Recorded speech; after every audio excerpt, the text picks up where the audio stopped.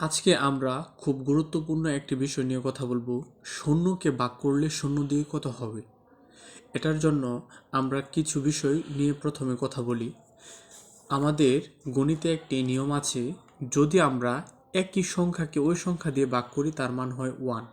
যেমন 1কে যদি আমরা 1 দিয়ে ভাগ করি তাহলে তার মান হয়ে যাবে 1।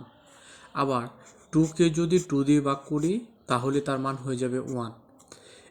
এক্সকে যদি আমরা এক্স দিয়ে ভাগ করি তাহলে তার মান হয়ে যাবে 1। 5কে যদি আমরা 5 দিয়ে ভাগ করি তাহলে এটার মান হয়ে যাবে 1। তার মানে এখানে আমরা একটি অনুসিদ্ধান্ত বা আমাদের যে গণিতের যে স্বীকার্য আছে সেই স্বীকার্য দাঁড় করাতে পারি, একই সংখ্যা দিয়ে ওই একই সংখ্যাকে ভাগ করলে তার মান হয়ে যায় 1।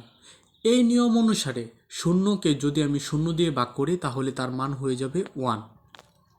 এখন 2 নাম্বার আরও একটি নিয়ম আছে, যে পৃথিবীর যে কোনো সংখ্যাকে যদি শূন্যকে পৃথিবীর যে কোনো সংখ্যা দিয়ে যদি আমরা ভাগ করি তার মান হয়ে যাবে 0। পৃথিবীর যে কোনো সংখ্যা দিয়ে যদি আমি শূন্যকে ভাগ করি তাহলে তার মান হয়ে যাবে 0। ঠিক তেমনিভাবে শূন্যকে যদি আমি 3 দিয়ে ভাগ করি তার মান হয়ে যাবে 0। তার মানে আমরা যদি পৃথিবীর যে কোনো সংখ্যাকে যদি শূন্যকে যদি পৃথিবীর যে কোনো সংখ্যা দিয়ে ভাগ করি তাহলে তার মান হয়ে যায় 0। এই হিসাবে পৃথিবীর যে কোনো সংখ্যার ভিতরে তো শূন্যও পড়ে, তাহলে এই হিসাব অনুসারে শূন্যকে যদি আমি 0 দিয়ে ভাগ করি তার মান হয়ে যাওয়ার কথা 0। এই হচ্ছে দ্বিতীয় নাম্বার স্বীকার্য। প্রথম স্বীকার্য অনুসারে কিন্তু শূন্যকে 0 দিয়ে ভাগ করলে 1 হয়ে যাচ্ছে, এবং 2 নাম্বার স্বীকার্য অনুসারে শূন্যকে যদি আমি 0 দিয়ে ভাগ করি তাহলে হয়ে যাচ্ছে কিন্তু 0। এখন আমরা 3 নাম্বার অন্যরকম একটি স্বীকার্য নিয়ে এখন আলোচনা করবেও। যেমন মনে করো 40কে যদি আমরা 8 দিয়ে ভাগ করি তাহলে 5 হয়ে যায়।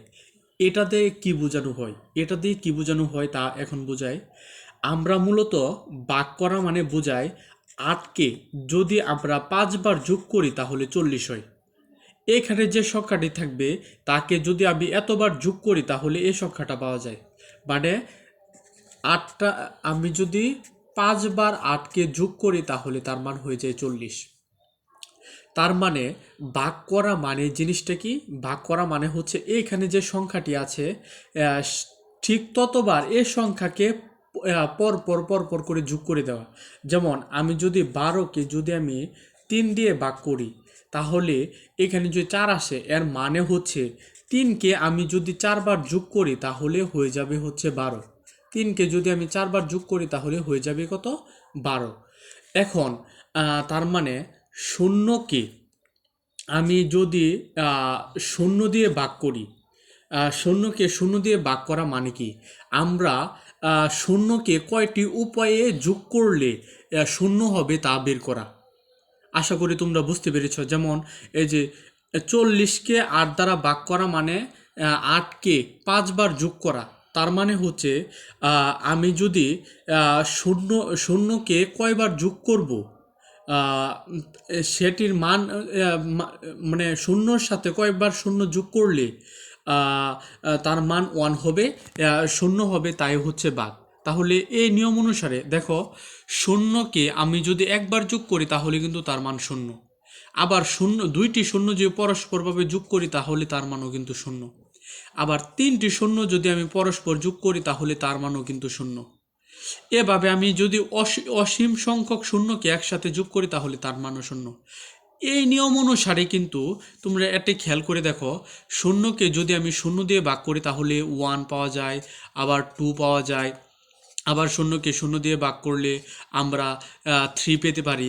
এভাবে শূন্যকে 0 দিয়ে ভাগ করলে আমরা অসীম বা ইনফিনিটি পর্যন্ত পেতে পারি। এই হচ্ছে ঘটনা। এখন আমরা একবার দেখলাম একটি স্বীকার্য অনুসারে শূন্যের মান শূন্যকে 0 দিয়ে ভাগ করলে 1 আসতেছে। আবার একবার দেখলাম শূন্যকে 0 দিয়ে ভাগ করলে 1 আসে। অন্য একটি স্বীকার্য অনুসারে শূন্যকে 0 দিয়ে ভাগ করলে 0 আসে।